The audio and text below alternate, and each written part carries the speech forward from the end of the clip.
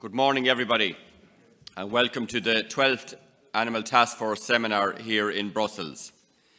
So I would also, as well as the people in the room here, I would also like to welcome the many attendees who are attending this event remotely. My name is Frank O'Mara. I'm from Ireland and I'm the President of the Animal Task Force.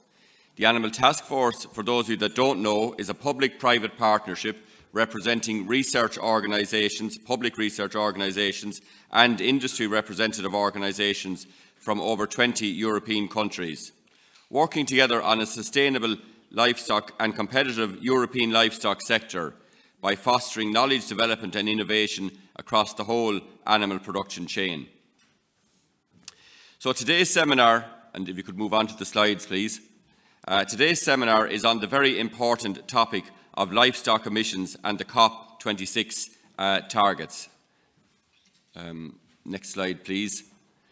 So, reducing emissions is a very important and very challenging subject for the livestock sector. And we chose this topic last year because we knew there were a number of very important reports going to be published over the next 12 months, or over at this stage over the last 12 months. And these reports include, thank you, the Intergovernmental Panel on Climate Change 6th Assessment Report, and that includes a chapter on mitigation possibilities in the agriculture sector. The FAO were also producing a report on the role of methane and how it could be dealt with in the agriculture sector. And the DG Agri here in Europe have also produced a methane strategy. So there were these number of very important reports coming out at a time when very important decisions are being made about the role of livestock in terms of the contribution that they may have to make to reducing greenhouse gas emissions. And we know that livestock are responsible for a large amount of greenhouse gas emissions, but we do know that there is significant mitigation potential that can be developed through scientific research and innovation. And indeed, the United Nations Food and Agriculture Organization has said that improved management practices could reduce emissions from livestock farming systems by about 30%. So with that background, the ATF wanted to draw together the state of the art with regard to greenhouse gas emissions from livestock. What is the role of methane? What is the role of different metrics to measure emissions and mitigation at various scales? And to discuss this, we've invited international organisations, research organisations, farmers, industry, NGOs and policymakers to this seminar here in Brussels today. So moving on, please. Oh, I have the clicker myself. Oops. The big green button. The big green button, yes. Okay. So moving on, this is our programme for today. I'm not going to go down through it in detail, but we will have a number of presentations. First of all, setting the scene, and I'll come to our first presentation in a minute and explain that. We move on then to some presentations around the policy area and how we might look at methane. We'll have a view from New Zealand as to how they are dealing with agricultural emission reduction targets and methane in particular.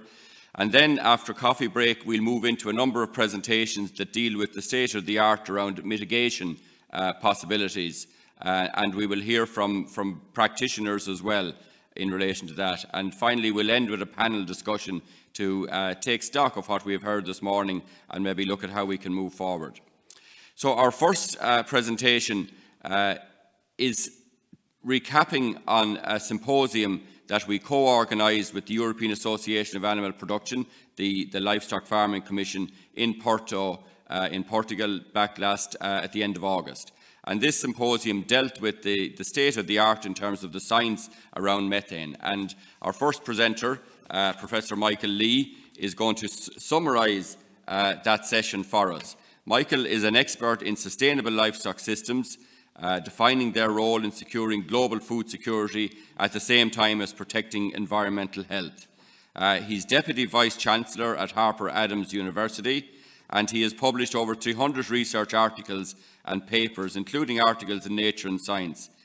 He was awarded the Sir John Hammond Memorial Prize in 2015 for services to animal science, and in August 2019 he was elected President of the Livestock Farming Systems Commission of the European Federation of Animal Science, and he was also elected President of the British Society of Animal Science in 2021. So he's well versed in the whole area of livestock systems and emissions, and I think he's well positioned to summarise for us the very good symposium that we had last August. So over to you, Michael.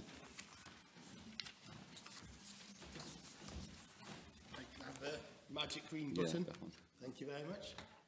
Thank you very much, Frank, and thank you to ATF for the invite, but also for linking up with the Livestock Farming Systems Commission. As Frank indicated, I'm delighted to be president of LFS for the next 3 years, and I've been asked to summarise the symposium which we gave at a really successful event in Porto.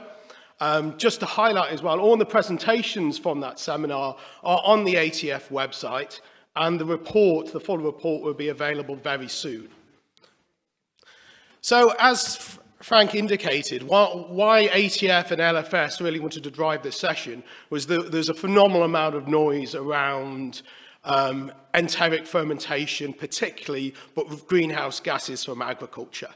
There's some really important reports which are ready to be published or on the doorstep, and we thought as two leading think tanks in terms of animal science, we should get together to address and start to discuss some of these aspects. So that's what I really want to summarise over the next few minutes. So starting off, we want to summarise, well, where we are and the true facts associated with agriculture and emissions from livestock. And we certainly shouldn't hide away, because if we hide away, then we're not going to tackle and drive the science to resolve these issues. Agriculture makes a substantial contribution to total non-carbon dioxide greenhouse gas emissions. So we're a very different sector to energy and transportation. And that adds extra complications when we're trying to determine true metrics of understanding the impact of agriculture. Methane, as you know, is the dominant agricultural gas, but not to forget nitrous oxide emissions and the importance of nitrous oxide emissions. Global emissions from all non-land use change and forestry categories other than rice are rising. But there is potential in Europe to look at sequestering carbon dioxide emissions in land use, and that needs to be a valuable asset for European agriculture moving forward. But to emphasise again, agricultural non-carbon dioxide emissions continue to rise despite all our best efforts and associated with all the improvements that we have. From 1990 to 1999, these were at 5.2 megatons, and from 2010 to 2014, this rose to 6. So, interventions and challenges.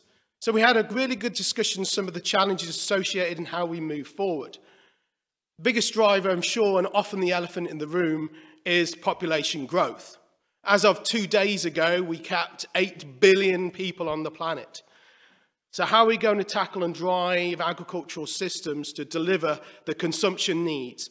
And particularly tackling where we need to produce more food, and actually where emissions are produced less, and agricultural production at the moment is less efficient in Africa and Asia. And we really need to focus in on how we're improving those systems.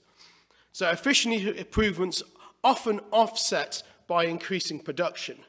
As we become more efficient and therefore reduce emissions per unit of output, we just produce more output, and therefore we haven't reduced emissions.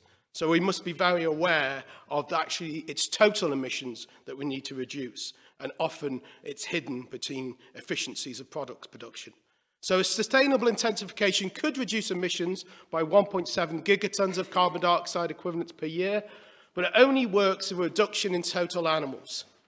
So what is that balance between improving efficiency and reducing total emissions? We also need to look at waste. Reduction in food loss and waste could reduce emissions by 2.1 gigatons of carbon dioxide equivalents. Surely this is a low-hanging fruit which we need to really focus in on, how we reduce waste. And a key question, is overconsumption a component of waste? Is eating incorrectly and over-consuming food waste. So shift to sustainable diets is something that is always on the topical agenda and something we need to consider as we support more sustainable livestock systems, sustainable diets in the West, and sustainable livestock development in Africa and Asia. Methane and metrics. Methane is the second largest contributor to global warming, contributing circa 0.5 degrees C of the 1.5 degrees C rise in temperature. Increasing atmospheric concentrations and warming contributions, we need to better understand. Why is methane increasing when we believe we have atmospheric sinks and balance in terms of hydroxy radicals? We need a better understanding in terms of that balance. How do we balance the emissions produced from the planet at 737 to 576 teragrams of methane per year with the total sinks that our natural planet can produce of between 625 and 556? So that gives us that 30% target in methane reduction from all sectors. So how do we better understand that balance between sources and sinks? Also a key question that was given to us by John Lynch, and I know Michelle is going to speak to us later. Why are we measuring greenhouse gases?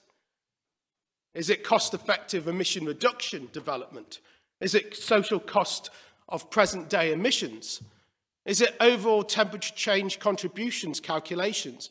Or is it physical requirements to meet a global temperature target? So we really need to address these questions when we're looking at the metrics that will be set. And hopefully that will help to understand some of the differences and the reasons between the development of other metrics such as GWP star versus GWP 100, when these metrics should be used to help tackle rising temperature and understanding these metrics between carbon dioxide equivalents and carbon dioxide equivalent warming equivalents. And I know Michelle's going to be speaking about this later. We also had a real focus on the EU climate change policy towards climate neutrality. As we're all aware, the climate law enshrines EU legislation to be climate neutral by 2050, which is a 55% reduction by 2030. And to achieve climate neutrality and thereafter negative emissions, the EU needs to increase carbon removal and establish sustainable carbon cycles. It's not just about reducing emissions, it's also about removal. So there's a whole array of adaptation approaches, which I'm sure we're very well versed in, which the farming sector needs to be supported in delivering: afforestation and reforestation, conservation tillage, wetland restoration, increase in permanent grassland, agroforestry and blue carbon.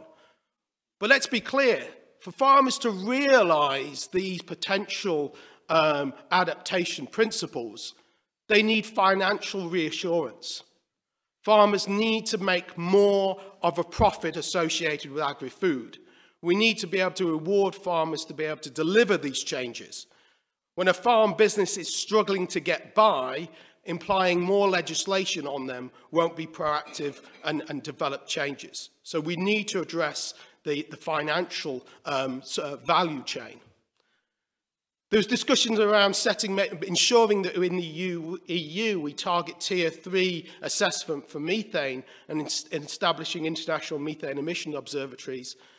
And there was also the excitement around the Copernicus atmosphere monitoring services, satellites and ground measurements to fully assess methane levels, and also, I hope, to better understand sinks, particularly around hydroxy radicals in the atmosphere. So as well as adaptation, we're very well versed in mitigation, and there was a really good discussion in the seminar in Porto around some of the most promising aspects of ruminant livestock.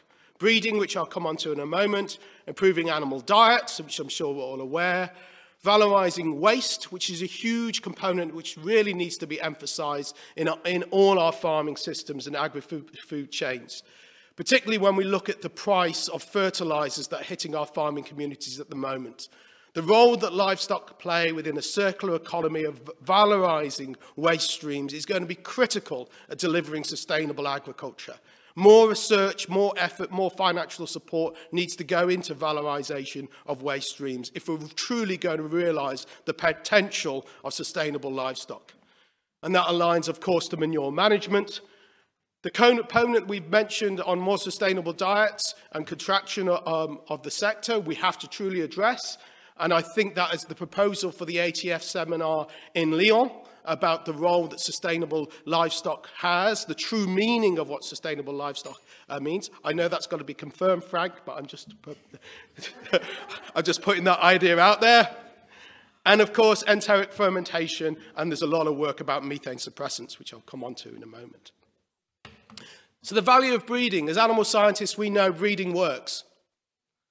And there's been a phenomenal amount of work over numerous years done by some phenomenal scientists looking at how livestock can improve.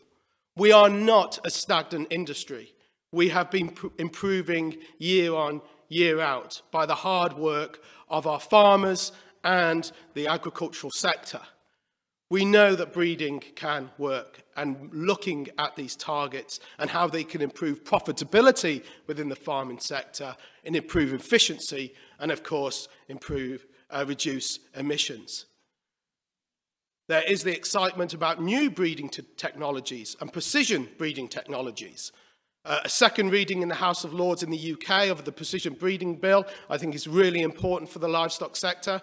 And I hope within the EU as well, we have a development of these potential technologies to help reduce the environmental footprint of livestock and improve, of course, animal health and performance.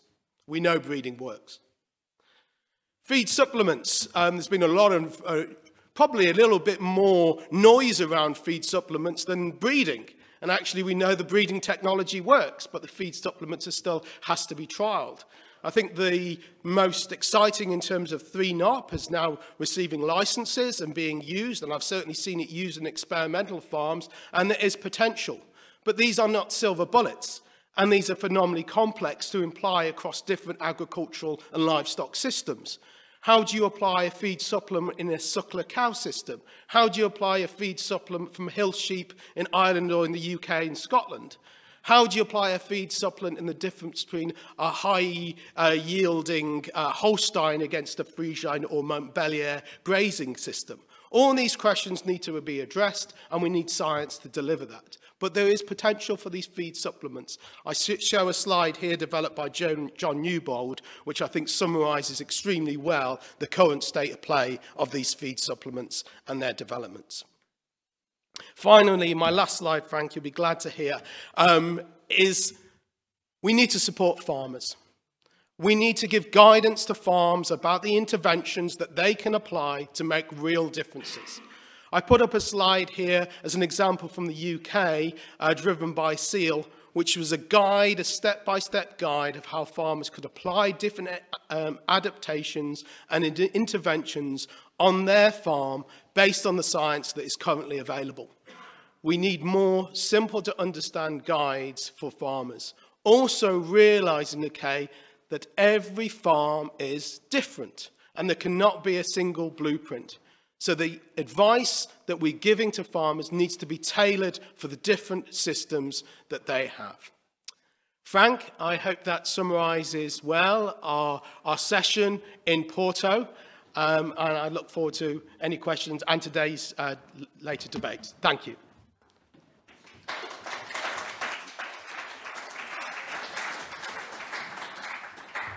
Thank you very much, Michael, and that's a very good summary of a whole day's work in questions.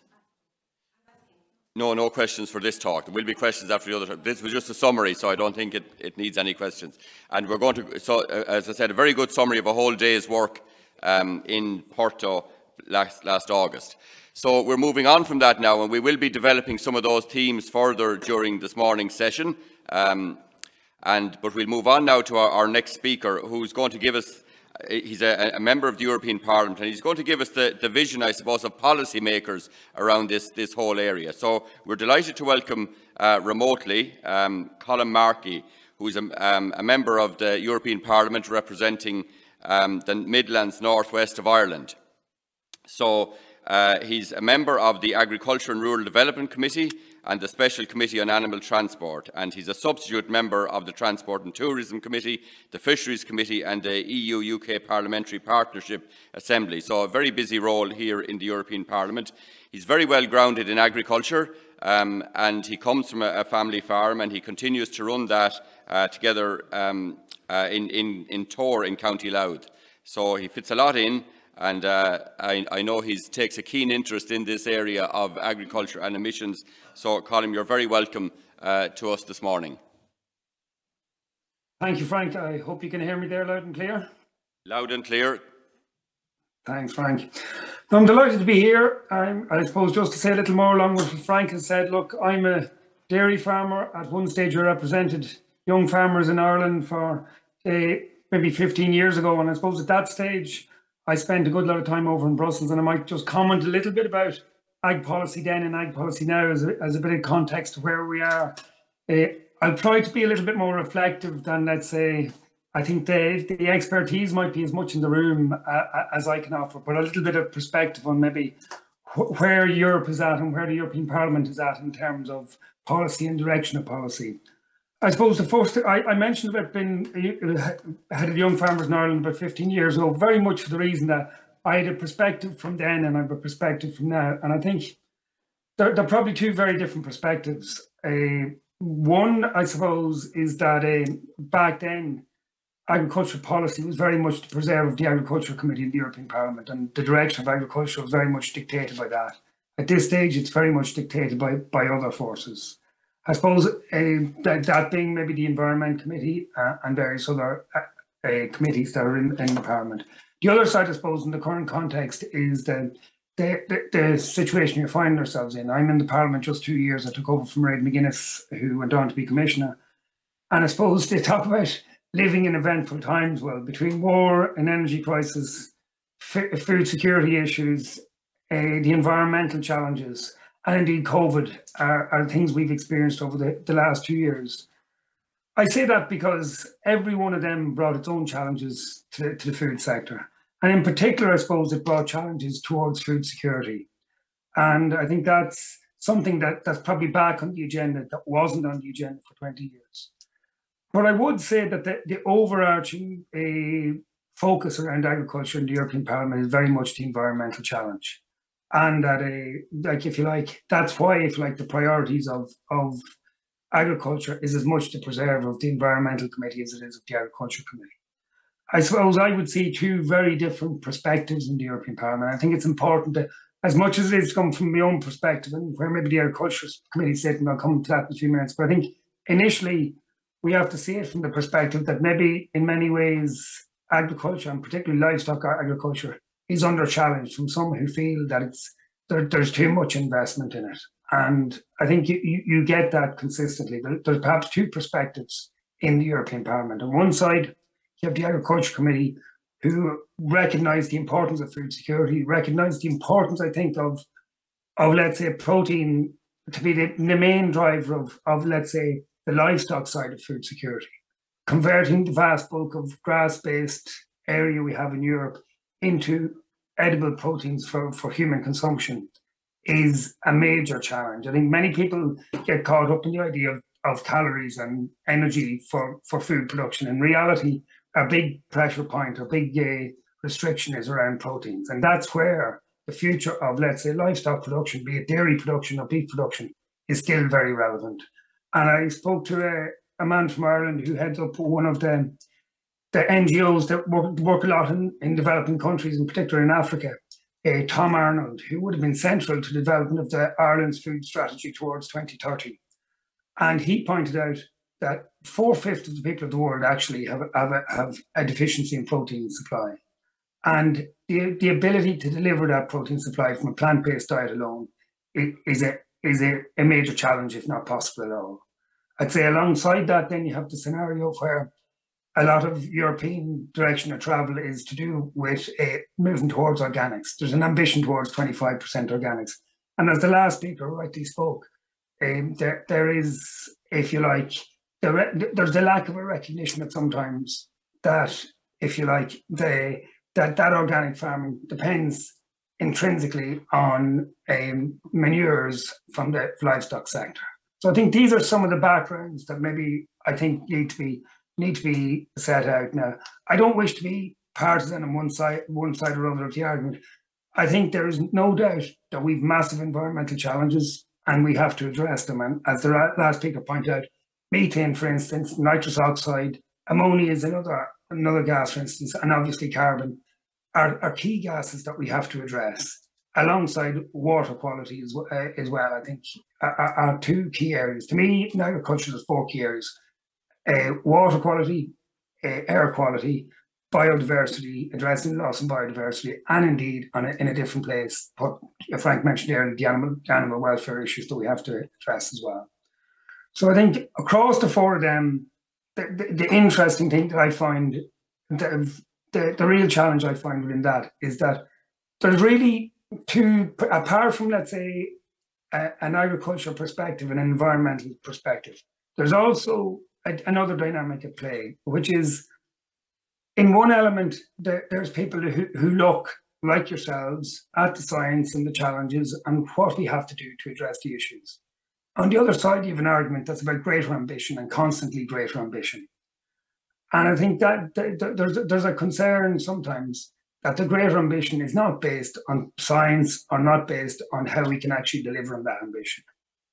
And sometimes I have a concern that in the Parliament, we see a scenario where the ambition is not matched up by science, and it's almost like the politics of it all is that the ambition is more important than the result. And I think that's where an organisation like your own and researchers in general come into play in a big way, because we need the research, we need the answers, and we need the solutions that we can put forward as that will solve the problems that the livestock sector has, and at the same time prove that the livestock sector are an integral part of a balanced food system. If you take it back to where we are at the moment, there's probably 3 or 4 key areas that have really been brought into focus by recent events. I think it's the interplay, particularly between energy, food security, the environment, and health. And I think those 4 integrate together in terms of future food systems policy, if you like, where we need to address the obesity scenario that we face as parts of the world. We need to address the lack of protein in other parts of the world, and we don't have a balanced diet. We need to ensure food security to deliver on that. At the same time, we have to maintain a stable environment. And as a key part of that is, where do we get the energy to generate our fertilizers if we're going to use chemical fertilizers, and, if you like, to support the farm systems in other ways as well. So the interplay of the 4 of them are really very important in terms of the future of agriculture, to my mind. And the last speaker talked about, if you like, how do we incentivize farmers? Like, if you look at the current situation, it can be very challenging from a farming perspective. You've what I see as a carrot and a stick. Currently, we've the like of LULUCF, the Industrial Emissions Directive, the Pesticides Directive, and a number of other nature restoration targets, and a number of other areas where, if you like, where we're legislating for change. And the one thing about legislating for change, to me, it's like a carrot. It's setting restrictions and limitations on farming that on areas we need to address. But it won't work half as well as a way if we bring an incentive into the system. Now, part of the incentive is felt to be brought through the CAP, that for the broader public good the farmers deliver in terms of addressing the environment and dealing with other issues can be incentivised through the CAP. But I think the general sense is, with the greater and greater ambition in terms of the environment and in terms of public good, that the CAP is not enough to do that. And we need to look at other ways which we can address those issues. If we legislate alone, we put greater burden on farmers. We put greater burden also on the food production system and food security. So I think we have to look at a different scenario. And as part of that, one of the conversations that's ongoing at the minute is the whole area of carbon farming. And I think it's one thing, I was at a discussion on Monday night where that whole scenario was being brought up. And I think it sums up in many ways. If we want to meet some of these challenges, we need to work with farmers. We need to support farmers in their direction of travel, if you like. And we need to look at how we can bring additional funding into the scenario. Because ultimately, if we use a stick of legislation upon legislation, layers of legislation, it disincentivizes and it brings a greater burden and greater pressure on farming, and the changes would be different. Where if we can flip that around and look at an incentive-based system where we support and encourage the meeting of targets through what would be a broader carbon farming system. Initially, we talk about carbon, and beyond that, we can talk about methane emissions, nitrous oxide emissions reductions, and how we could incentivize them. There's a number of concerns, I suppose, that are there at the moment.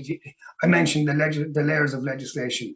One of the principles of that carbon farming scenario is that you need additionality.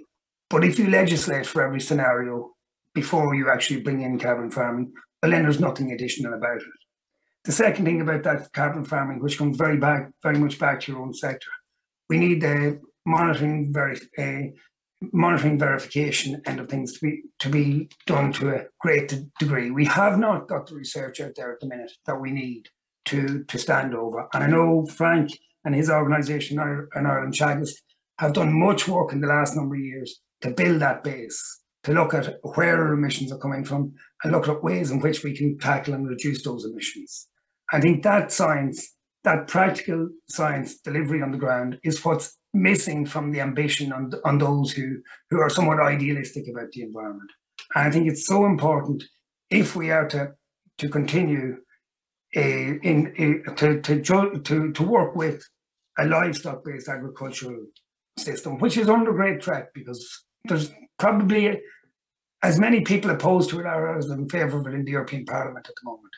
And if we are to reverse that argument, we need the science to show what the like of carbon farming could do. We need the science to show the importance of the like of animal-based proteins are in the human diet.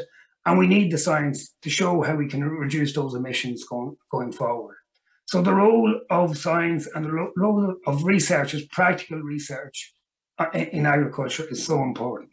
And I think that's where the like of your own organisation and your own, the work of research bodies in general come very much into play. I would return just back to the point about the livestock position within the public opinion. And I think your last speaker spoke about the fact that it's not just good enough to offset our emissions. It's not just good enough to have to use our efficiencies to drive further expansions. We do need to see total reductions in emissions.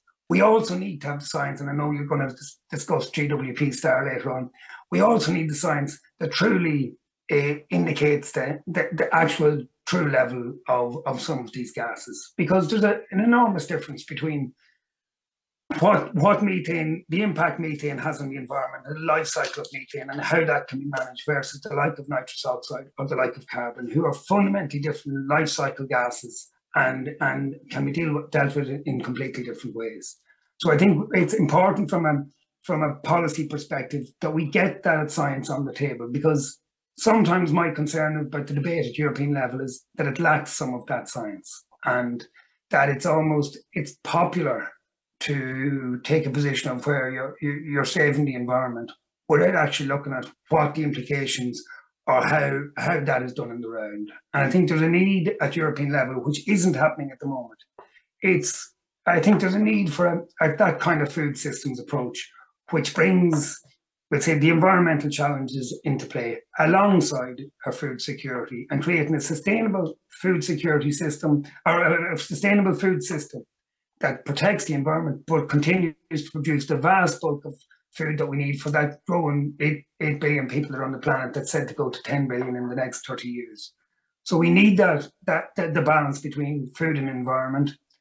And we also need to take into account the need for how we secure that with the energy that's required to secure that, and to ensure that the types of foods that are there are like, as I spoke to one of the large dairy processors a number of weeks ago, and he pointed out that we're not in the food production business, we're in the health business. And I think the direction of travel in all this has to be about pulling all those together and coming up with solutions.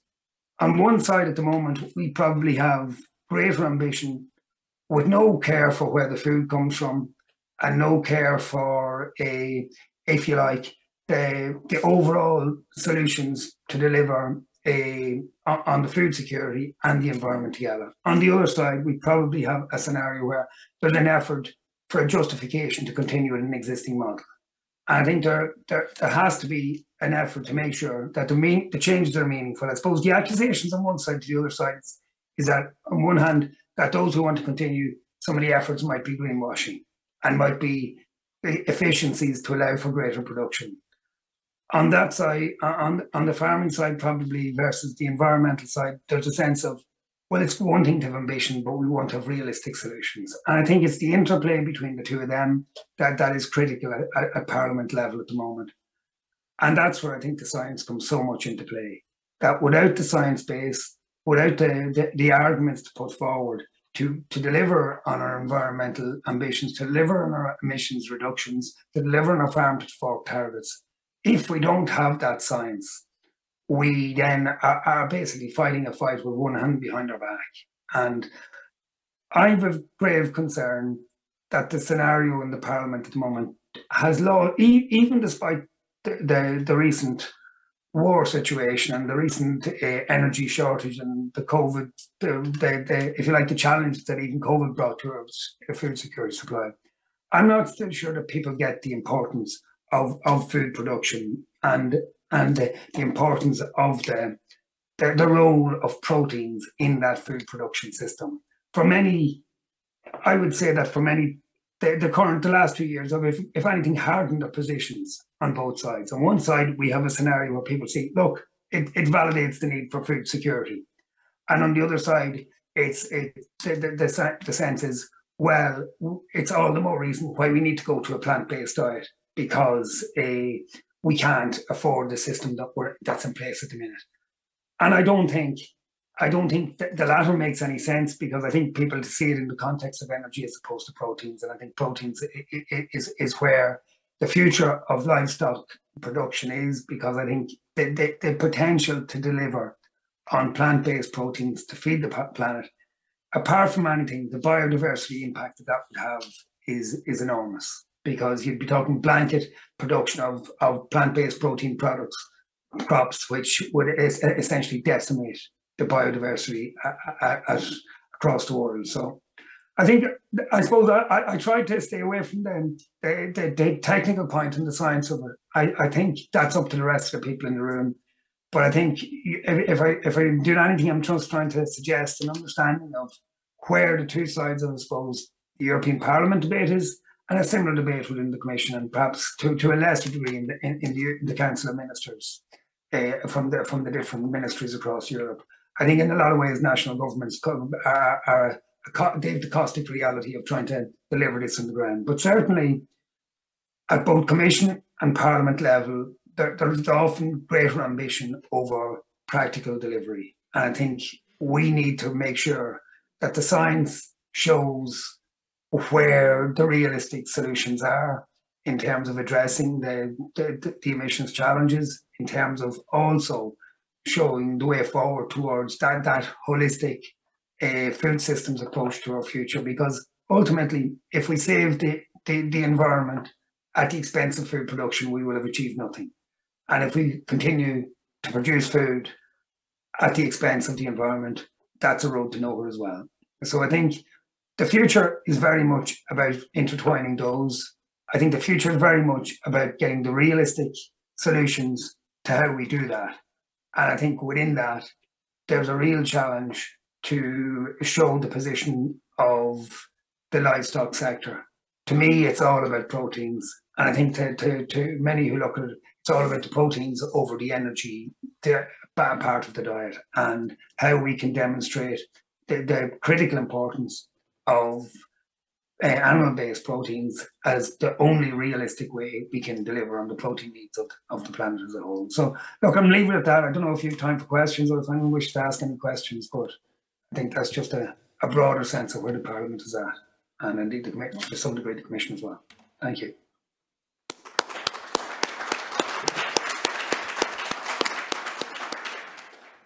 Thank you very much, Colm, for a really good assessment of the issue and overview of the issue from the perspective of a policymaker.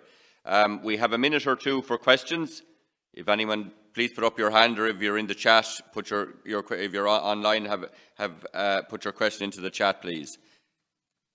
Colm, I think you know, for me, the key point you made was the role of science and maybe trying to find a common ground between those that have a very high ambition, maybe without a full understanding of the difficulties of achieving that ambition, versus those that see, you know, the importance of livestock as a source of protein.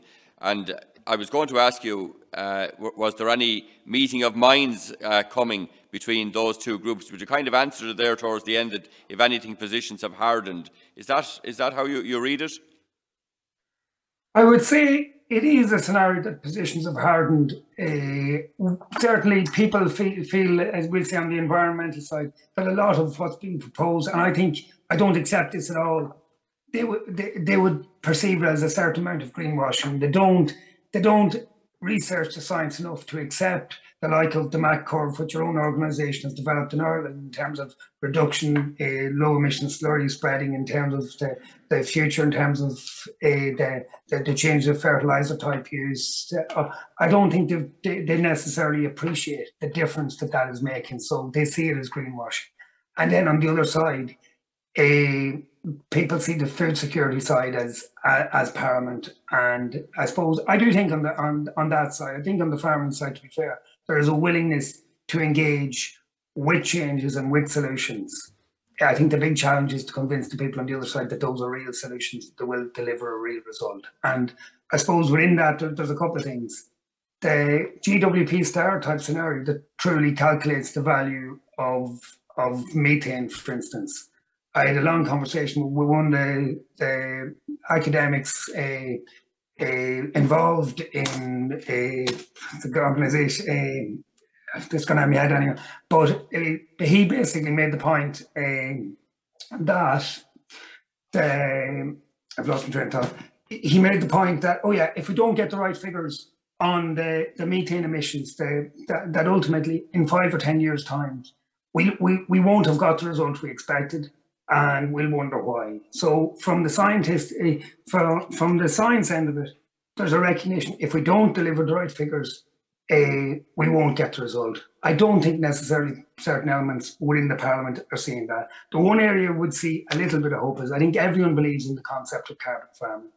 I think everyone believes that there is a need to motivate farmers to change. And I suppose the key thing about that is, how do you get that right? I saw a little bit in relation to and I think it's back to the carrot and stick. If you look, for instance, of what has happened in New Zealand in terms of where they've priced methane, carbon, nitrous oxide in terms of their costs in the production system. I had a conversation about this the other day, and the question was, but how are you so that's essentially to put a cost in it. And where's the return coming from that? And the return suggested was to come from the market. I don't think realistically the market would be prepared to pay for that. I think that's where we have to look at a model like carbon farming, or a model like an enhanced EAAP system. I think the beauty of carbon farming is, and the model that we're trying to develop in Europe, is to allow private sector money come into the picture. So private sector money, along with public sector money, could deliver on the funding to incentivise farmers to take some of the changes. I think that is critical. But I think alongside that, you need to create the structure to allow that happen. And you need to ensure that you don't have a legislative scenario that rules out any additionality that carbon farming can deliver. I suppose that would be an area to see where there's opportunity. But I think the problem outside of that is greater and greater layers of legislation on one side that are tying the hands of producers on the other side and not necessarily delivering the result that's there. And I think we have to make sure that that legislation is effective and doesn't tie up the hands, to leave no room for a carrot to incentivise people to change on the other side. Because ultimately, I think a carrot would achieve an awful lot more than a stick. Okay, very good. Listen, thanks very much for that, Colm. And I think on that positive note of carbon farming, and I noted your comments about the need to bring kind of extra money on top of what's in the CAP already, and I'm sure that's the position that farmers would love to see emerging from it, and we'll all look forward to seeing how this is going to develop over the next couple of years. But we'll leave it at that, Colm, and thank you very much for your attendance and for giving us such an insightful view of the issue from the point of view of you as a member of the European Parliament. And Gormahagot. Thanks very much, Frank. Okay, that means thank you in Irish. Okay, so we'll move on now, and the next couple of speakers are going to address the theme of policy and research. Where do we stand? So our first presenter in this session is Valeria Forlin from DG Clima, and Valeria holds a PhD in economics from the Catholic University of Louvain-la-Neuve. She's been working at the European Commission since 2016, focusing on the interplay between climate policies and the agriculture and food sectors. And her presentation is titled EU Policy Tools to Decrease Emissions from the Livestock Sector. And we're very much looking forward to that, Valeria.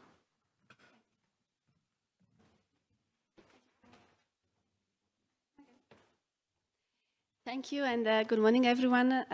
So today I wanted to make provide an overview of European policies and that address emissions from the livestock sector. So it's actually a very busy and crucial month now, because besides the COP taking place in Egypt, we also are finalizing many files in the Fit for 55 package that, as I will explain, a couple of important ones have been adopted by Parliament and Council last week. And also at the end of the month, we will adopt a proposal on the certification of carbon removal. So actually a lot is happening in these weeks.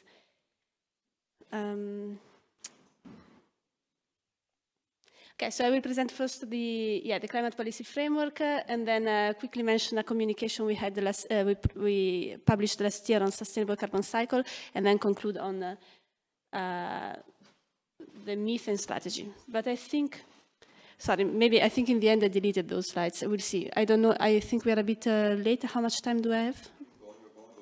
Yeah, but I have 15 minutes. Okay. No, then I have time to do everything. Okay, so the context is that we have an objective that by 2050 the European Union should be climate neutral, and this is a graph with the projections of how each sector should contribute. And I think it's always interesting to look at it, to look at where the agriculture. I didn't push. Okay.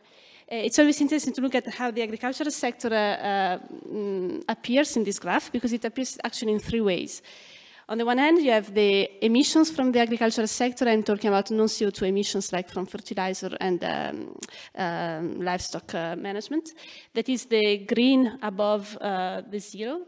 And that, as you will see, will have to decrease. Emissions from the agricultural sector will have to decrease, but they cannot decrease as much as the other sectors. So energy, transport, industry will have to be almost completely decarbonized, whereas the agricultural sector, which will continue to provide food and biomass, will not be able to decarbonize at the same rate. So in 2050, actually, a lot of the emissions that we project will still be there, come from the agricultural sector.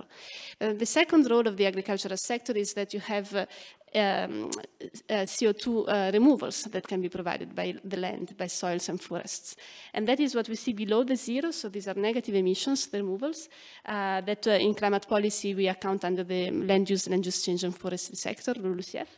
And that will also have to increase to be able to compensate for the residual emissions that we will have. So both a positive and a negative, if you want, role of the agricultural sector. And then the third role that is a bit hidden is the role of the bioeconomy, because if sectors like industry and transport and energy can decarbonize that much, is of course thanks to renewable energy such as solar and wind, but also thanks to the bioeconomy sector that provides materials and products that can replace fossil-based products. So a very important role of the agricultural sector in general, more and more so as the other sector completely decarbonize. So in 2050, our climate policy will probably be mostly about the land sector. Well, this I will go fast because I'm sure you all know that last year we proposed a package of legislative initiatives to achieve a 55% reduction target by 2030. So we had to adapt the previous policies. So we came up with a package of proposals in July last year. And the ones that are relevant for the livestock sector are mainly two. So we have the effort sharing regulation, which proposes binding emission reduction targets for each member state. And these targets cover several sectors, including the agricultural sector. And then we have the LULUCF regulation, which instead covers only CO2 fluxes from land use. But that is also relevant for the livestock sector in terms of how the carbon sinks in grasslands where livestock grazes are included. So we have these two pieces of legislation that are relevant for the livestock sector and their emissions. Okay. So the effort sharing regulation, we propose to increase its ambition from 29% to a 40% reduction compared to 2005 in the sectors you see here. So you have buildings, waste, transport, and agriculture non-CO2. But the choice of how to achieve these targets is left to the member states, importantly. So there is no target for the agricultural sector. There is a target for many sectors all banded together. And it is up to the member states to decide how they achieve these sectors. And they have to explain this, so explain what contribution they expect from each sector in their national energy and climate plans, which, by the way, will be updated. So the first round of these plans were due for 2019, and now in 2024 we will have a new round of national energy and climate plans where we hope to see how member states are also increasing their ambition in the agricultural sector because of the increased ambition overall for the European Union. And then there is the land sector. So in the land sector, so as I said, this is about the CO2 fluxes between soils, forests, and the atmosphere. It's more precisely what my unit works on, and this goes a bit the way it wants. So when I push it, it doesn't change, and when I don't push it, it changes. And now I want to go back. Okay, so there's a very worrying trend in the land sector because we have seen in the last decade we lost a lot of the carbon sink in our forests and in our soil. And there is also, what I just explained, that agriculture is a bit split. There's, the no-CO2 emissions are under the effort sharing and the CO2 fluxes are under LULUCF. That also causes a policy obstacle to taking an integrated approach to action, to mitigation action. So we have on the one hand, the LULUCF sink is decreasing. On the other hand, the emissions from the agricultural sector are actually stagnating. They are even slightly increasing in the recent years. And we used to have very complicated accounting rules for all of these, which made it a bit difficult also to explain what our target was exactly for the LULUCF sector. So what we proposed was to have simpler, more transparent rules for the LULUCF sector, and to have a very clear absolute target for what carbon sink we want to have in the land sector in 2030. So what we proposed last year was that by 2030, there should be 310 megatons of CO2 that are absorbed, removed by the LULUCF sector in Europe. And this, of course, was distributed to member states according to their potential. The Commission also proposed that instead of having this split between agriculture under effort sharing and the LULUCF under, on its own, we would merge the two sectors together after 2030 to have a target of climate neutrality for this agriculture and the LULUCF sector together in 2035. But that is something that then, of course, this was our proposal last year, and then there was 1 year and 1 year of negotiations between within Council and Parliament, and then between Council and Parliaments in the trilogues. And the outcome of all this co-decision procedure was that last week, there was an agreement between Parliament and Council on both effort sharing and LULUCF. So in both cases, the core of the Commission proposal was maintained. So the increased ambition, notably the 40% target for effort sharing and the 310 million tons of zinc for the LULUCF were maintained in the provisional agreement, which now will soon enter into force. What was not included the way we proposed was this target for the land sector. So maybe this is interesting for you to know, because well, really this Fit for 55 package was about targets for 2030. What we were trying to say is after 2030, we should one day merge these two sectors. This was not categorically excluded, but it was not accepted as a target already of the LULUCF regulation. It was said there is now an article in the LULUCF regulation saying that the Commission will assess the opportunity, the feasibility of including agricultural emissions together with the LULUCF after 2030. So actually, it's just a mid-step. Now we will provide more analysis on the implication of such a target and of such a policy architecture by 2024. So now we will start actually what is happening now in DG Clima, because we have the trilogues on the Fit for 55 package are almost all to an end. So for sharing and LULUCF and cars are done, and some more are almost done. What we have to think now about is 2040 already. You see, my hands were here, I didn't touch it. What we have to do now is think about 2040. A 2040 target is soon to be decided, because in the Paris Agreement, every 5 years, every party has to update its ambition. So in 2024, we have to say what our target in 2040 will be. And in that context, we will also see how the agriculture and LULUCF sector will be included in the architecture. So this is really soon to be discussed with an impact assessment next year, so you are welcome to participate to the debate. Okay, that's for the general climate architecture. Okay, and now for the other, so my unit works mainly on LULUCF and on carbon removals.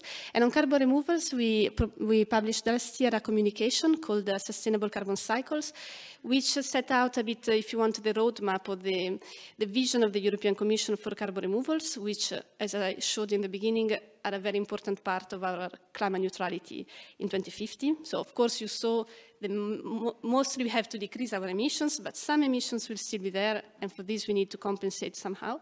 There are two big ways. Let's say the land sector, which is a natural carbon sink, like it always was, but also there are many promising industrial technologies that are being developed to capture biogenic carbon or atmospheric carbon and put it underground, or other. There are many, many interesting innovative solutions coming up. So we need a policy framework for this, because this will become more and more important, and for the moment it's not so clear where this stands in our climate architecture. So we first published a communication, and there we introduced the concept, well, we highlighted the concept of carbon farming, which is about rewarding farmers for the carbon removals for the carbon sequestration they deliver, or for the reduction of carbon release from soils, for instance, with peatland rewetting or peatland restoration. Carbon farming will not include a reduction of non-CO2 emissions. It's really about carbon removals. And it's seen as a business model that will bring additional benefits to the farmer in terms of income opportunities, and also to biodiversity and climate resilience, because often carbon farming practices have also co-benefits for biodiversity and other environmental objectives. So these are examples of what we mean by carbon farming. It's about better managing the soil, better managing both organic and mineral soils, so peatlands, but also, also mineral soils. Agroforestry, better forest management, afforestation, and so on. And the goals will be that by 2028, with our action plan, by 2028, farmers should be able to assess the climate performance of their farm in terms of carbon removals and carbon emissions. And we hope that carbon farming takes up some scale, and that this helps member states to reach their LULUCF targets. And we set out an action plan Some of these actions are already checked. So we said we will create an expert group on carbon removals, and we published the call, received a lot of applications, and we are now finalizing the selection of the experts. We said we would launch a study on the application of the polluter pays principle to agricultural emissions, and this study started a couple of months ago. I think I have a slide about it later. We said we will continue to support carbon farming through European programs such as the Common Agricultural Policy, and indeed in our assessment of the CAP strategic plans, we often recommend, in the discussions, bilateral discussions with member states, we tried to push for carbon farming activities in the strategic plans. And through the Horizon program, we published a call in May under the soil mission with two topics on carbon farming, and we received applications which are now, and now the evaluation is ongoing. So under the soil mission, we will have two big projects, one on creating a carbon farming network, and one on research to improve the MRV and monitoring and reporting for soils. So a lot of things going on. Yes, so I do have a slide on the polluter pays principle in agriculture, the study we just launched, which will last 1 year until September of next year. And it will assess different options to apply the polluter pays principle to the agricultural sector, because this was a recommendation by the European Court of Auditors that we received. And it will also be important, as I said, now we are talking about the policy architecture after 2030, so this study will contribute to that thinking. And of course, within the study, there will be plenty of opportunities for stakeholders to be involved, such as a public consultation and a public workshop. So I hope you will be active there. I hope you will receive the information about it. We will try to invite as many stakeholders as we can. Okay, and then the next step, this is what will happen very soon. So for the last year, we've been working on a proposal for the certification of carbon removals, and this will be adopted, if all goes well, on the 30th of November. The idea here is to set up a framework to identify what are high-quality carbon removals and to make sure these are certified in a reliable way. To define what are high-quality carbon removal, we identified 4 criteria.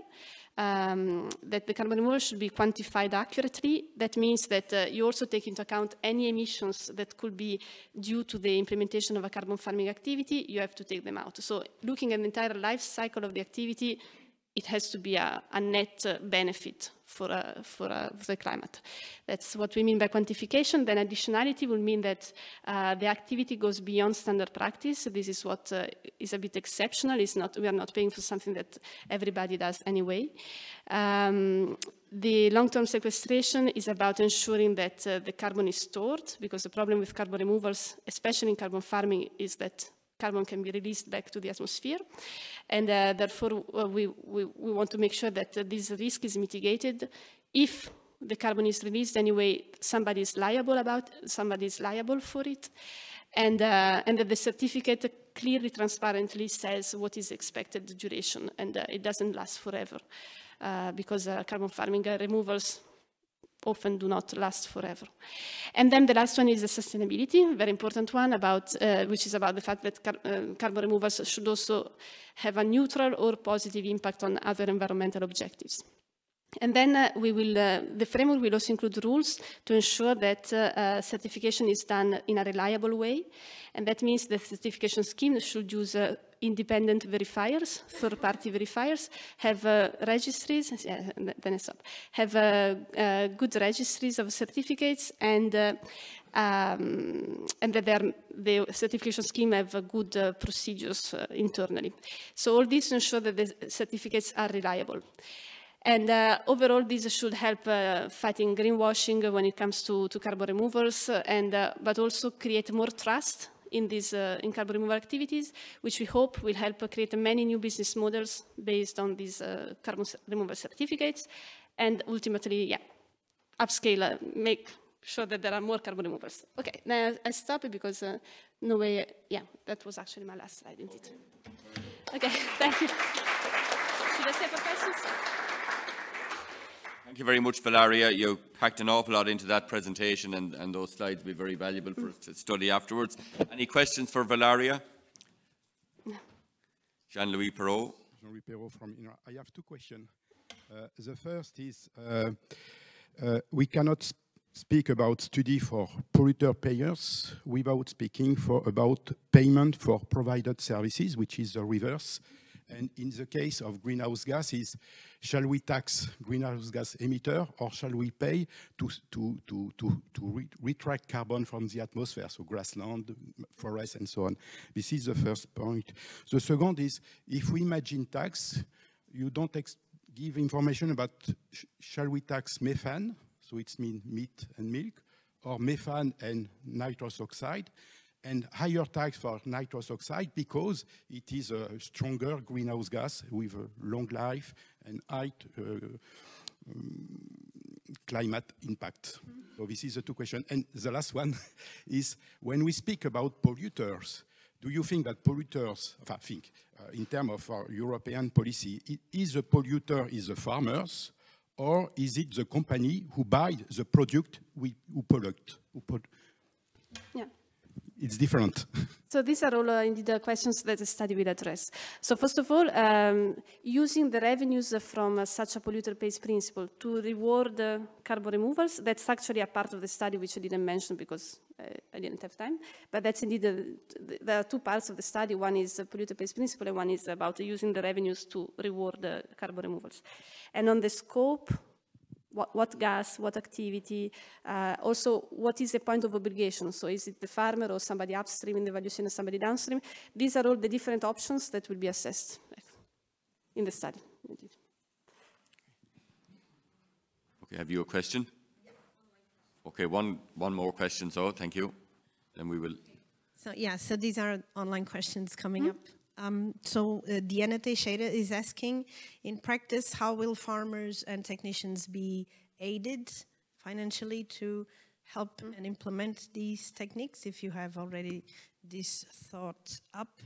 And also, if you are expecting to do something to engage public into, the whole concept before reaching a final statement. Which concept?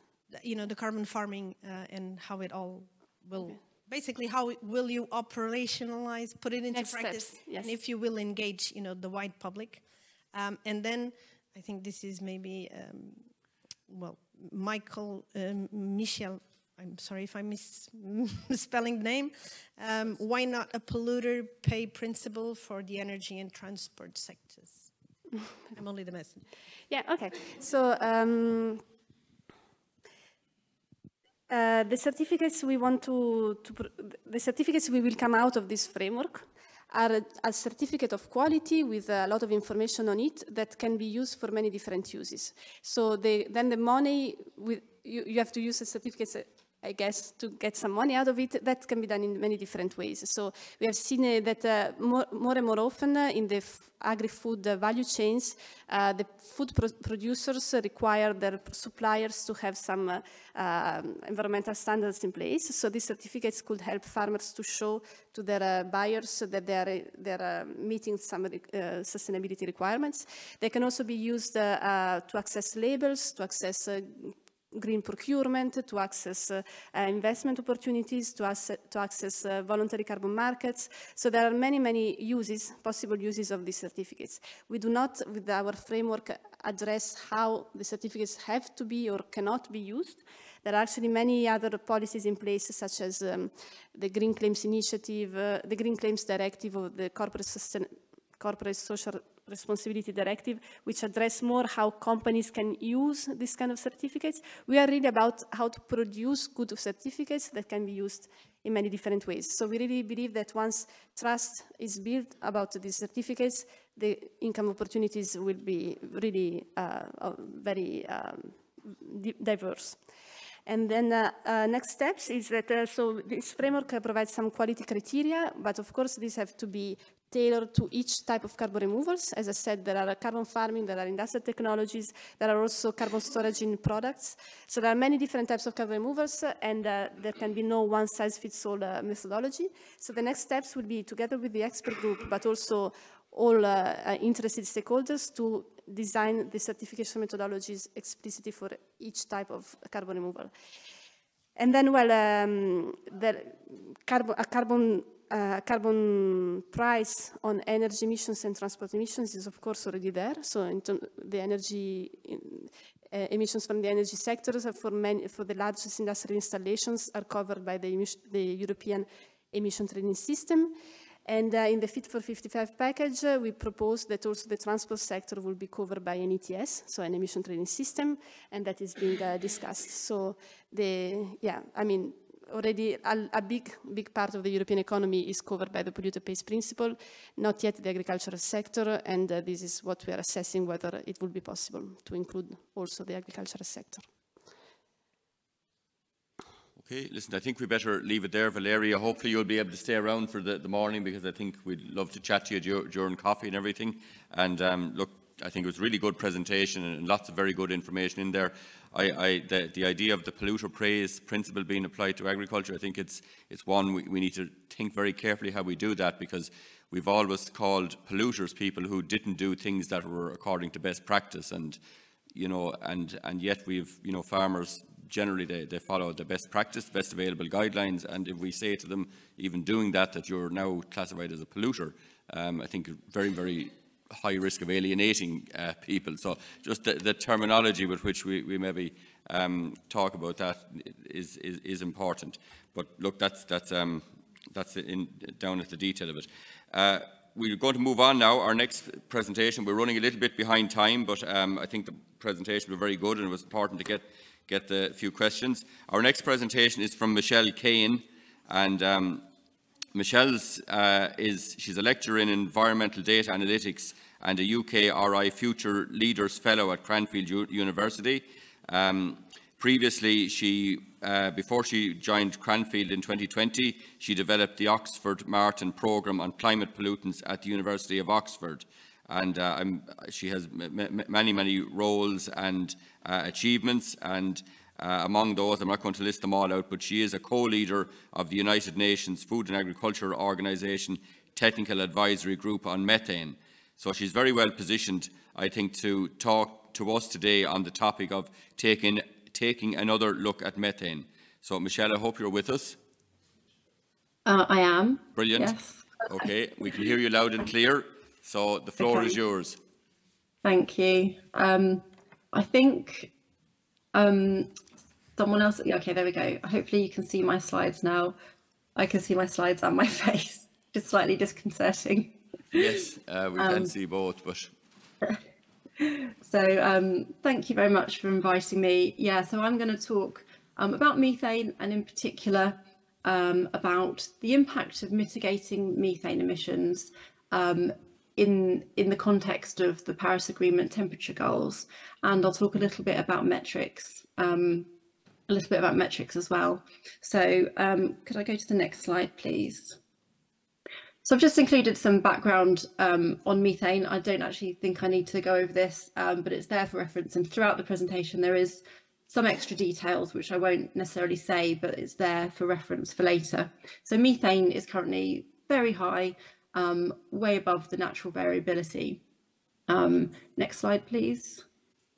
The IPCC, in its last assessment report from Working Group 1, which was AR6 Working Group 1, in the summary for policymakers, it talked about, so this point D1 is essentially about what it would take scientifically in terms of physical science to achieve the Paris Agreement temperature goals. So that's what this one is basically about. It talks about CO2, the requirement to limit cumulative CO2 emissions, so that's the carbon budget, and also reaching at least net zero CO2, but it also mentions other gases. So it says, along with strong reductions in other greenhouse gas emissions. So it's noting there explicitly that we do need action on other greenhouse gases as well. So methane in particular, it notes, and I think that is because methane has a relatively short lifetime for a greenhouse gas. So it's around a decade, so much shorter than CO2 and shorter than nitrous oxide, which is more like over a century, the lifetime of nitrous oxide. And so the effect of changing methane emissions does become apparent relatively quickly over 10 years, 20 years or so, although it may take a bit longer if the changes are only small. Next slide, please. And so I'm going to talk about, so I wanted to talk about how, if we change methane emissions, how does that affect the temperature? So I'm going to go through 3 examples of scenarios, simplified scenarios, and how, so if we could just go back to the original one, please. There, thank you. So I'm going to first of all talk about the first scenario, which is about rising emissions. And so this is from a, if we could try and stick with the first one, I know this computer seems to be going haywire today. So this is available from there's a link there where you can find a briefing paper on this. But just to talk through the differences between CO2 and methane in these scenarios. So rising emissions over time. This one is fairly straightforward. If you have increasing CO2 or methane emissions over time, the end result in the climate is that the warming from the global warming from those gases is also going up. So when we have increasing methane emissions year on year, the level of global warming from methane is also going up. So that's relatively straightforward, I think, and widely known. And so on the right-hand panel, this is showing the emissions by sector for methane globally. And so clearly, agriculture is the biggest sector there. That's both livestock, waste and rice production largely. And looking at the trends, methane emissions, they are going up in general over time. And so that's the scenario we're in at the moment. So methane emissions are still going up. So next click, please. In the second example here, we have constant emissions. So in a scenario where CO2 emissions are constant over time, the level of global warming from CO2 increases over time. And that's because CO2 is so long-lived, each emission of CO2 accumulates in the atmosphere. So the amount of CO2 in the atmosphere is going ever upwards. And methane, on the other hand, because of this 10-year lifetime, so although there's no timescales on these schematic diagrams, the timescales is over several decades at least. If you have a timescale of several lifetimes, and we have stable methane, so we have stable methane levels over decades and decades, what will happen is that sources of methane will be balanced out by the sinks. So methane is destroyed by chemical reactions in the atmosphere,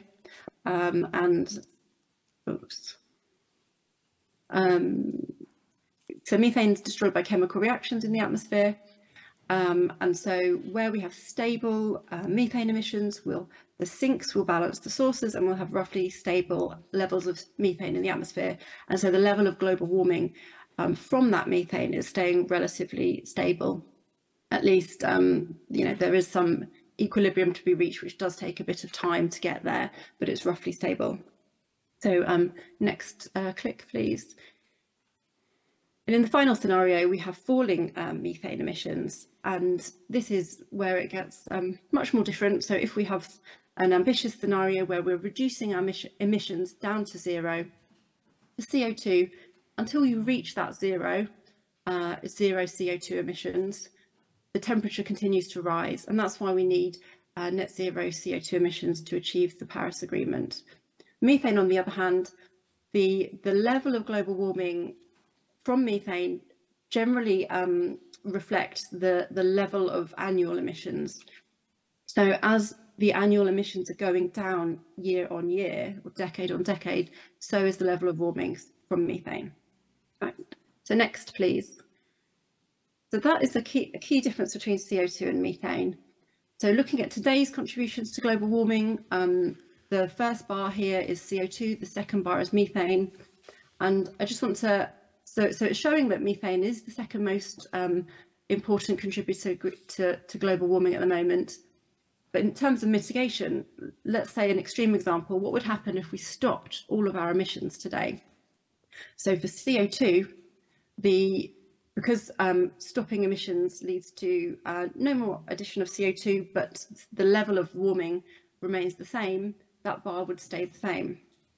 So if we could click for the next slide, please. Methane, on the other hand, with a 10-year lifetime, after a few lifetimes, a lot of that methane is going to be destroyed and it's not being replaced by new sources or existing sources. So in about 20 or 30 years after stopping methane emissions, that contribution to global warming would have halved. So essentially, this is the big difference between CO2 and methane, and why net zero CO2 emissions is a prerequisite of achieving the Paris Agreement. It needs to happen, or at least so. It may need to even go net negative. However, methane emissions do not have to reach net zero to stop further warming, so it's not a prerequisite of the Paris goals. However, it would be, of course, reducing methane emission is very useful in terms of reducing levels of global warming. So although it might not be essential, we do know that the lower the methane emissions get, the closer we would be to achieving the Paris goals. Next slide, please. So I just wanted to show some illustrative scenarios here. These are from the working group one of AR6 SPM as well, Summary for Policymakers. So the blue scenarios are showing Paris Club compliance scenarios. And I just wanted to point out that in these scenarios, methane is the uppermost small figure there. Methane is falling by roughly a third by 2030 in these scenarios. So within these types of scenarios that have been developed, methane is playing a role already. And if it doesn't play that role, then something else would need to take its place. But that also goes for all the other forcings. So if CO2 doesn't reach net zero as soon, then something else needs to give in order to reach those same temperature goals. And just to note that these scenarios aren't necessarily the be all and end all. They're just a number of different pathways that models have identified as possibilities for reaching the Paris Agreement. Next slide, please. So some of these, okay, this figure hasn't quite come out, so there's a few bits are missing on it, but not the important bits, so that's okay. This figure here should be showing a whole range of different scenarios that do achieve the Paris Agreement. So there were lots of thin lines on there, but I can only see the thick line from here. But that is the median scenario, so that's the important one, so that's okay. So this is a scenario of annual emissions shown for CO2, methane, and nitrous oxide that achieves the Paris 1.5 degree goal, and it cuts methane emissions by 30% by 2030 approximately, and then has slightly less rapid cuts thereafter. And so this is consistent with the global methane pledge, which was to cut methane emissions by 30% on 2020 levels by 2030. So I'm going to use this as an example of looking at what that might mean for the climate. Next slide, please.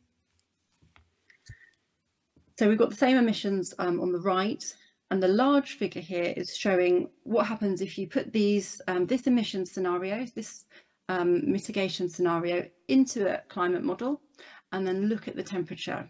And so this is actually showing temperature relative to 2020.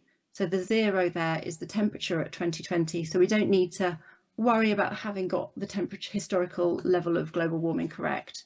We're just looking at what happens into the future as a result of these cuts. So the blue line is showing methane. So the level of global warming relative to 2020 that is attributable to methane. Okay, so the methane has caused this warming, and as you can see, it goes negative. So beyond 2020, those methane cuts are actually resulting in temperatures that are lower than 2020. Okay, so this is reflecting that the level of global warming from methane mirrors the shape of the actual level of emissions, annual emissions, and not cumulative emissions. So actually, for the methane in the blue, this is the a way of having rather rapid impact on levels of global warming, because those cuts result in nearly 0.1 degrees lower temperatures compared to 2020 in 2050. At 2030, you don't really see much of a difference, because that's just too soon to be able to see those effects. Next slide, please. So there's a few more details here for anyone who wants to look back later. The only thing I want to add would be that the yellow line is showing what would happen if we kept methane constant at 2020 levels. And so there we would have slight or slower increases in levels of global warming from methane. So you can see, compared to keeping methane emissions constant, reducing them according to the Global Methane Pledge is giving more, well, about, about 0.1 degree by the mid-century, and a bit more than that by the end of the century, lower temperatures. So that's the value of doing this. The pinky purple line is a maximum ambition scenario. So the more you cut methane emissions, the lower the temperatures get. I think I'll go to the next slide, please. So I'm also I've been asked to talk a bit about metrics. So I'll quickly give a bit of an overview, but there's more details in the slides to refer back to. A greenhouse gas emission metric can be used to compare different gases. So essentially you have a methane emission, you multiply it by your metric. Most commonly used is GWP 100. So you multiply your methane emission by the value of GWP 100, and that gives you the methane emission in CO2 equivalent units. And this can be a useful way to compare different gases. The thing with GWP 100 and methane is that it's looking at the additional energy in the system over a 100-year period after emitting that kilo of gas. And so methane being short-lived, you can guess that there's a bit of a time difference as to the impact that happens in the first decade to the last decade. So there's a very strong warming in the near term and a lot less in the longer term. So using GWP 100 doesn't really compare impact on temperature for short-lived gases very well. So other metrics have been developed over time, for example, GTP, global temperature change potential, and GWP star, which is something that I'm going to talk about. Next slide, please. So essentially, the bottom line with metrics is each metric is a way of measuring. Here I've used an example of measuring apples, oranges, and bananas, but it's methane, nitrous oxide, CO2. There are different ways of measuring the impact that those things have, and depending on what you're trying to do, you may want to use or consider a different metric. So next slide, please. I'm going to just demonstrate here GWP star as a way of looking at CO2 warming equivalents and using that as an approximation of temperature change. So I've called it CO2 warming equivalents just to distinguish it from your standard CO2 equivalents. And so here, this graph is simply is the same scenario as shown before. The methane's in blue. The dashed lines are where we've got the model temperature. So it's the model temperature over time relative to this might be relative to 2000 actually rather than 2020. But essentially it's what's going on with how much does those gases affect levels of global warming over time. And for the solid lines, we've got the cumulative CO2 warming equivalent emissions shown, which have been calculated using GWP star. And essentially the take home from here is that for all the different gases, these lines roughly follow one another. So the methane, the emissions track with the temperature implications. So this is a way we can evaluate what are the implications of cutting methane emissions without having to run a climate model. So what are the implications in terms of the levels of global warming and the amount of, are we mitigating global warming with this level of emissions cuts. You can see in this one, beyond 2040, we've gone down below the year 2000 levels of warming. So there's you can start to look at those distinctions over time, and you can compare different gases. So the cuts to nitrous oxide and the cuts to CO2 lead to further warming into the future, whereas the cuts to methane don't, by beyond 2040, or even beyond the peak around 2020. Next slide, please. So I've included here the same figures, but using different metrics, GWP 100 and GWP 20, to show the cumulative CO2 equivalent emissions. This is from a paper which is referenced if you want more details, because I'm just whizzing through this. But essentially, this is just to show that using GWP 100 in this way doesn't really tell you anything about the temperature. So that's, you know, the blue dashed line is the temperature, the solid line is those equivalent emissions. So it is useful if you're wanting to look at the temperature implications. That's what these warming equivalent metrics can be used for. Next slide, please.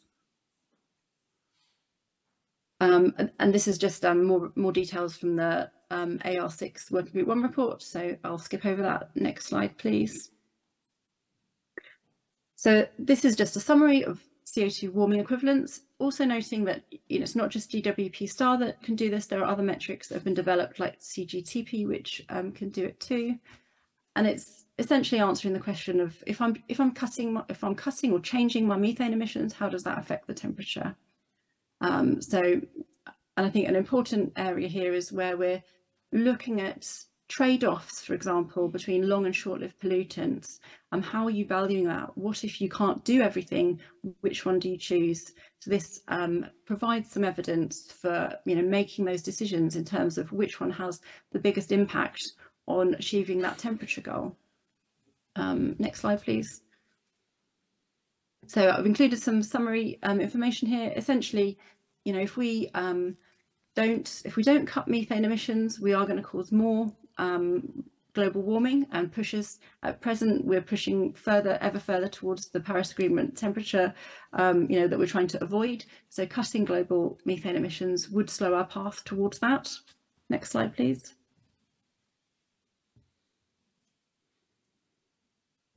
For metrics, warming equivalent metrics can enable you to evaluate some of these different decisions, particularly if you want to, you know, incentivize limiting warming, for example. And just to say that I've obviously gone through this very quickly, so there's a lot more a lot more nuance to go into. So responsible usage is recommended. Next slide, please. So just to kind of finish off, I think the take-homes really are that, from my perspective, to pursue and evaluate progress towards a temperature goal or temperature limit that we're trying to avoid, we need to know how activities are contributing to temperature change. And cumulative CO2 warming equivalent emissions can do this for short and long-lived emissions without the need to run a model. Standard CO2 equivalents only captures this for long-lived emissions, not short-lived. And so at minimum, short and long-lived pollutants would best be reported or targeted separately so that we can understand those temperature implications and not muddy the waters by mixing them all up. And so there's a paper on that, Alan et al. From this year, for more details on that. And I think to finish, it's important to be honest about every sector's contribution towards climate change and its mitigation, so that we can work together towards limiting global warming in the most effective manner. Thank you.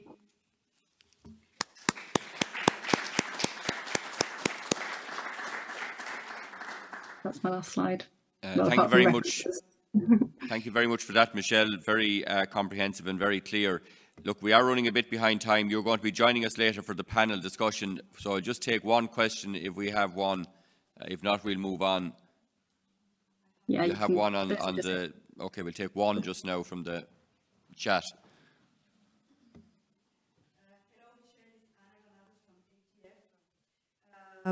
We have two questions in the chat.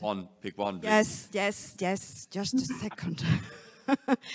But the first one, I think you already respond in the summary. So, Marketa, I hope that is okay for you. Let us know in the chat if it's not the case. The second one is about the removal of enteric methane from the air. The question is about, can soil and other methane sinks be,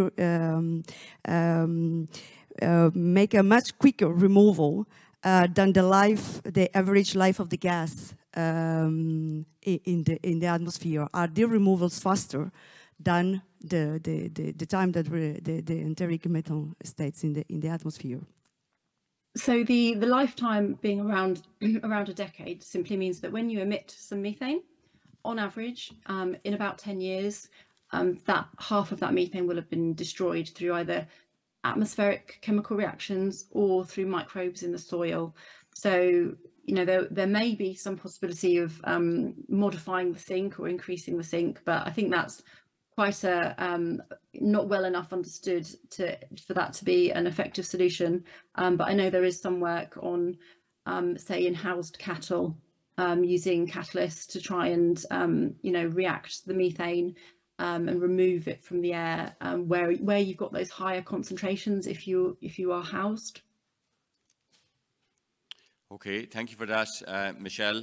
And look, we'll move on. I think, look, a really excellent presentation. We'll come back to you in the panel discussion, but I think your message that the gases should really be reported on separately, and therefore have, you know, I think that's a key message, and the metrics is almost an additional point on top of that. So we'll come back to that anyway in the panel discussion. We'll move on to our next presenter, who I hope is waiting patiently. John, are you with us? I am, Frank. I'm having trouble with my camera, but that's probably a good thing for the audience. Okay. Right, thank you anyway, John. Great that you're there. So John is joining us from the other side of the world. I think you're in Australia, John, so we appreciate that this is not a very convenient time for you. But John is Chief Science Advisor to the New Zealand Ministry for Primary Industries. He's also a member of the Prime Minister's Chief Science Advisor Science Forum. He does many things. I won't have time to read them all out, but he leads a number of research and development accelerators in partnership with science organisations, farming industry bodies and iwi Maori. He also chairs an early investment panel for accelerating mitigation solutions to greenhouse gas emissions from agriculture. He's an adjunct professor in the University of Auckland, and he leads interactions between the ministry, the science providers domestically and internationally. And the last thing I'll say about you, John, is that earlier this year in August, you took on the additional role of Director for On-Farm Support with the Ministry to establish an on-the-ground support service for farmers and growers to help them navigate information, investigate opportunities and access advice around climate change. So you've held previous positions, animal science positions in Australia, and including Tasmania and Ireland. And John, you're going to talk to us today about reduction and mitigation measures for livestock in a New Zealand context. So over to you, John. Thanks very much, Frank. Can you see my slides? We can. Perfect. All righty. Well, good morning, everyone, or good evening, depending on where you're tuning in from in the world. Pleasure to be here, and thank you for the invitation. Look, following Michelle is fantastic because I think she set the scene very well for where we are at with this in New Zealand. But I just want to set a little bit of context as well. And I know you've had context already, so I won't spend long on this. But I think it's important to understand that humanity is facing a massive challenge, and not just climate change. And I'm not a neo-Malthusian by any stretch, but this is the amount of food that the world will have to produce to feed the people over the next 50 to 100 years. And to put that in context, we have to produce almost as much protein in the next 30 years as we did in the last 2,000 years. And that's if we continue to eat, continue to have animal proteins in our diet, high quality, essential amino acid fortified animal proteins. And for the first time in human history, there is no more land. And, you know, the headline is, we're already failing. This graph from the FAO shows that the number of hungry in the world are increasing, have been increasing since around 2017. So the upward trend actually predates COVID, and of course COVID has exacerbated that problem, and the problems to the east of you have exacerbated it even further, obviously. And that's caloric hunger. The world has a massive problem in terms of hidden hunger and malnutrition and people's ability to source micronutrients. And of course, the other existential crisis that we are facing is climate change. These are pictures from the top of the South Island 6 weeks ago, where areas that normally get 1,600 millimeters of rain a year received 900 millimeters of rain in the space of 4 days. I know we're not unique in this. I'm as Frank said, I'm in New South Wales at the moment, and had some very interesting experiences driving through flooded roads yesterday.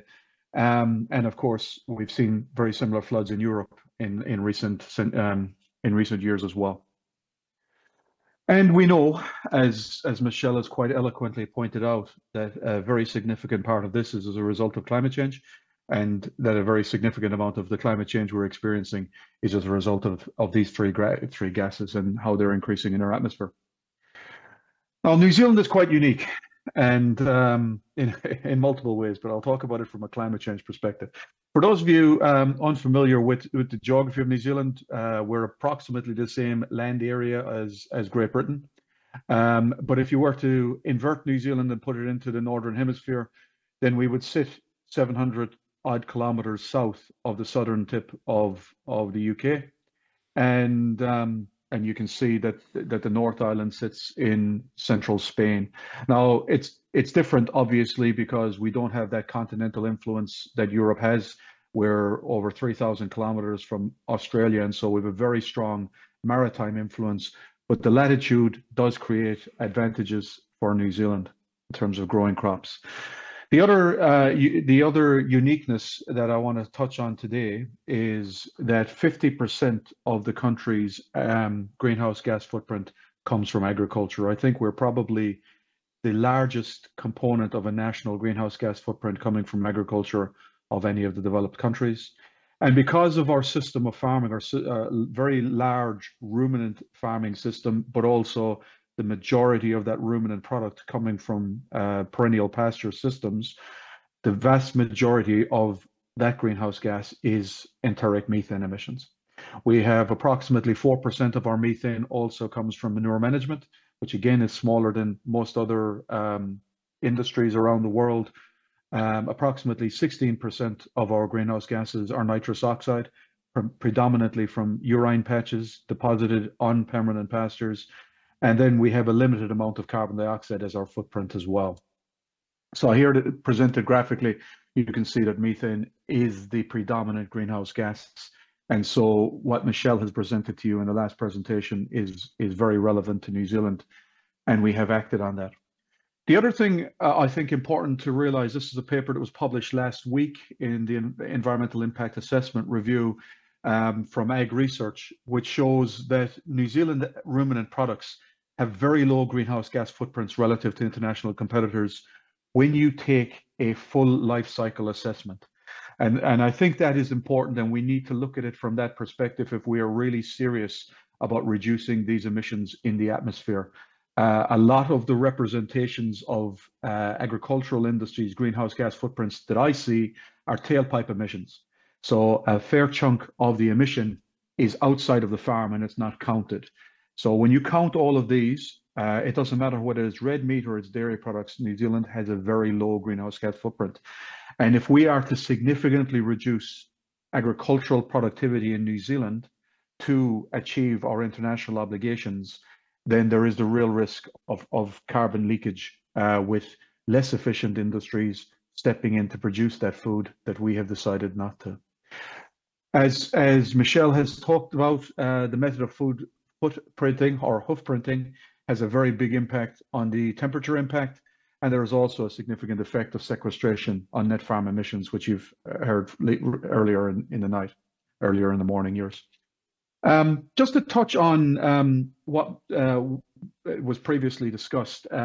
This is a paper we published last year looking at the implications for warming in the atmosphere of diet change.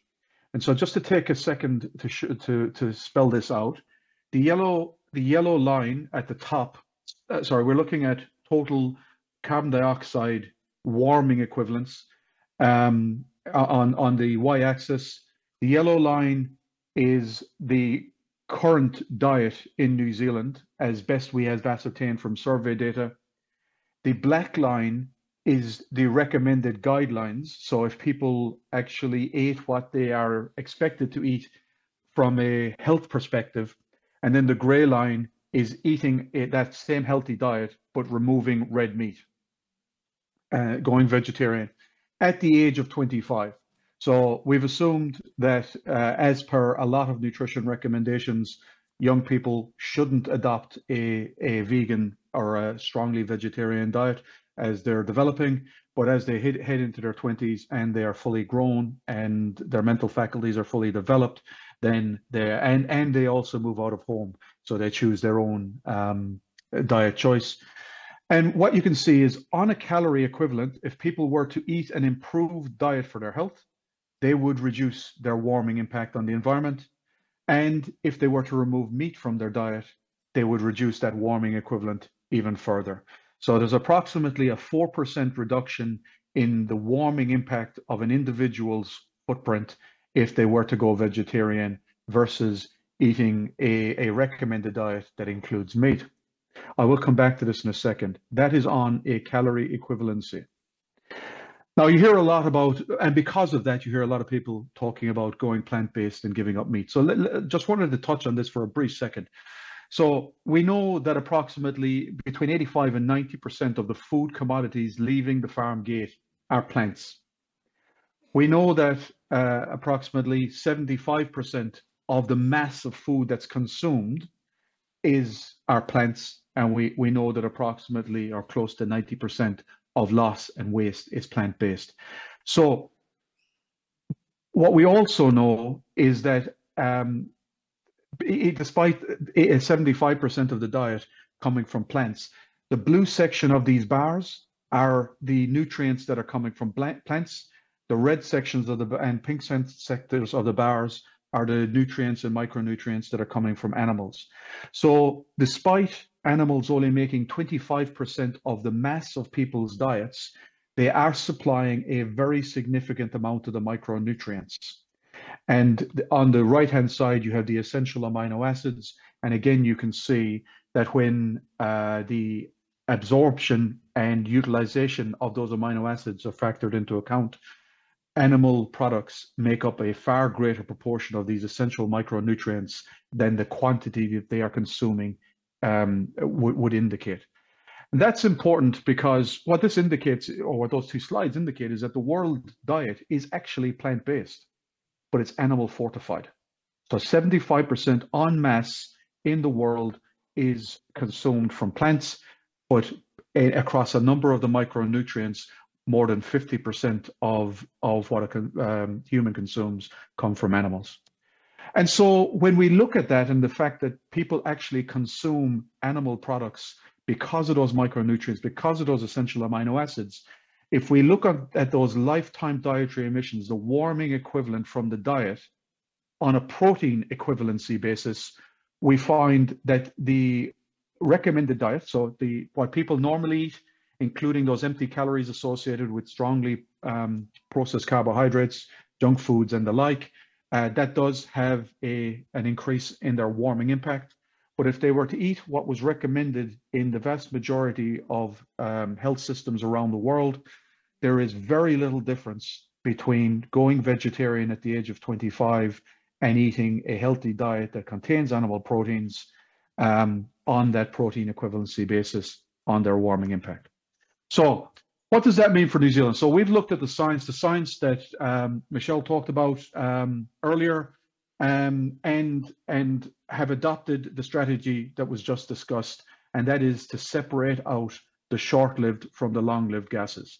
And in our Climate Change Response Act, we have legislated that carbon dioxide and nitrous oxide will have to get to net zero by 2050, but that methane, we will get to 10% below our 2017 levels by 2030, and we will aim to get methane levels to 24 to 47% below 2017 levels by 2050. That target is to be reviewed by our Climate Change Commission this year, and the final target will be published within the next 12 months. So we have separated the long-lived and short-lived gases on the basis of the science that's just been discussed. And that forms the basis of our national strategic plan, Fit for a Better World. And in our recent budget announcement back in May, there was a recognition that there was a lack of mitigation options and that this was a significant barrier for dairy, beef, sheep, deer, goat farmers to be able to respond to the requirements. And so the government announced a fund of $338 million and approximately 120 million in subsequent years to develop mitigation solutions from research and development and put them in the hands of farmers. Now, I know you won't be able to see this. You'll be able to look at it in the slides afterwards, I'm sure. But what it's to highlight is these are all of the mitigation strategies for both methane and nitrous oxide that are in the pipeline. We're looking at them. Many groups around the world are looking at them. There's a number of them in the proof of concept stage. There's some of them that are moving closer to that adoption stage. So, for example, low methane animals. But there's very few of them that have got over these hurdles, be they scientific hurdles, development hurdles, or regulatory hurdles yet. So that is what we intend to do over the next few years, is to push as many of these mitigation strategies over the fence as we can. And again, just another slide. It'll be in your slide pack. I won't dwell on it now because I'm conscious of time, Frank. But these are the solutions that we're aiming at, grouped up into the genetics. So selecting ruminant animals for low methane. Ag Research, a lot of work by Ag Research has shown that they can create a low methane flock of sheep, 10% lower methane than the average of the national flock. And by selecting both for and against methane, they were able to separate it by 20% over the space of a decade. So that just proves that we can select for low methane animals. There's a lot of work going into methane vaccine, and there's a lot of work going into methane and nitrification inhibitors. Look, I'm very, very happy to talk about those later in the morning, Frank. So I will leave it at that, and I'm happy to take any questions.